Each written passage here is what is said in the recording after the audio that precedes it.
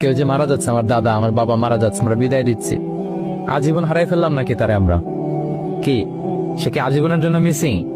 একটা সাময়িক একটা বিদায়, একটা শর্ট ব্রেক। ওনার অস্তিত্বের এই নশ্বর দুনিয়া থেকে ওনার অস্তিত্বের সাময়িক একটা বিদায়, কিন্তু পরবর্তী দুনিয়ায় তিনি কিন্তু আবার অনন্ত জীবন লাভ করবে। তার মানে শারীরিক একটা মৃত্যু হচ্ছে, তার রুহের কোনো মৃত্যু নেই, হয় একদিনে নয় সিজ্জিনে। ঠিক কিনা বলেন? আমাদের রুহগুলো কিন্তু মরে না, এটা আল্লাহর অর্ডারে ঢুকেছে, আল্লাহর অর্ডারে বের হয় এই লিনে নয় সিজ্জিনে। বিশ্বাসীদের রুহগুলো এলিনে থাকে, আমাদের রুহগুলো যেন সেখানে থাকে, আমরা আল্লাহর কাছে কামনা করি। আমরা পড়ি আমি। মৃত ব্যক্তিদেরকে আশাব্যঞ্জক করার জন্য এই সূরার মধ্যে যে কথাগুলো বোঝানো হচ্ছে যে আবার আপনি উঠবেন, আবার জীবিত হবেন, আবার আমরা মিলিত হব, বিচারের মুখোমুখি হব, আবার আমরা জান্নাতে একত্রিত হব, আমাদের গেট টুগেদার হবে, আমাদের রিট্রিট হবে। মানে মৃত্যুর মধ্যে আমরা আনন্দ খুঁজে বেড়াই নাকি?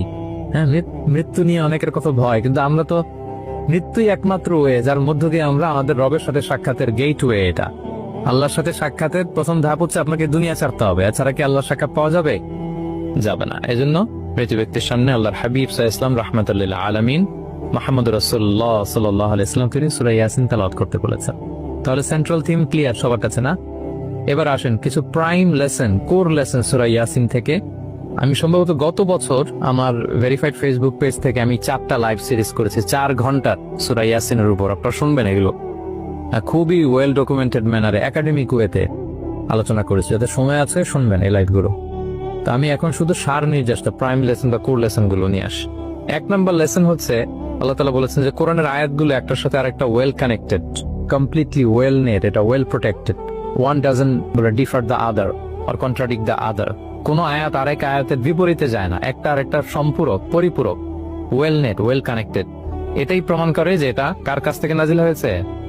আল্লাহ সুবহানাহু ওয়া তাআলার কাছ থেকে নাজিল হয়েছে। আল্লাহ তাআলা এটাই বলেছেন ইয়াসিন, তারপরে আল কোরআনিল হাকিম। হাকিম বিমানা মুহকাম, মানে কোরআনের আয়াতগুলো পোক্ত।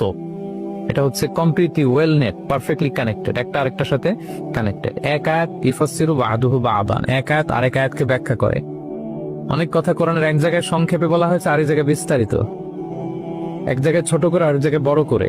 কোন আয়াত আরেক আয়াতের সাথে কন্ট্রাডিক্ট করে না। আল্লাহ তাআলা বলছেন আফালা ইয়াতাদাব্বারুনাল কুরআন ওয়ালাউ কানা মিন ইনদি গায়রিল্লাহি লাওয়াজাদু ফীহি ইখতিলাফান কাসীরা। তারা কি কোরআন নিয়ে গবেষণা করবে না? এই কোরআন যদি আল্লাহ ছাড়া অন্য কারো কাছ থেকে নাজিল হতো তাহলে তারা কোরআনের মধ্যে অনেক বিরোধ দেখতে পেত, পরস্পর বিরোধ, অনেক বিরোধ দেখতে পেত। কিন্তু কোরআনের ভেতরে এই পুরো 30 পারায় কোথাও কি এক আয়াতের সাথে আরেক আয়াতের কন্ট্রাডিকশন আছে? কোন বিরোধ আছে বলেন? না, এটা ওয়েল নেট, ওয়েল কানেক্টেড। অন্য আয়াতে আল্লাহ বলছেন লা ইয়াতিহিল বাতিলু মিন বাইনি ইয়াদাইহি ওয়ালা মিন খালফি, সামনে থেকে পেছন থেকে কোরআনে কোনো বাতিল অনুপ্রবেশ